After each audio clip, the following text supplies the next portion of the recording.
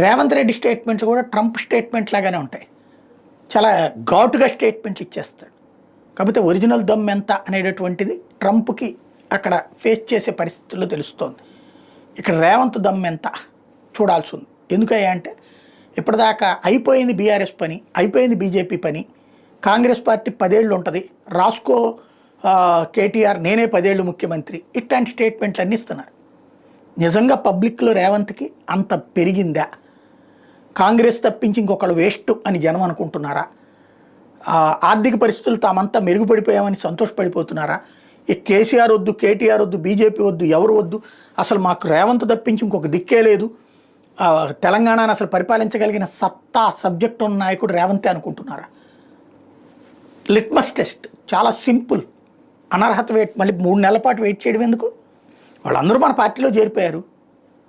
వాళ్ళ రాజీనామా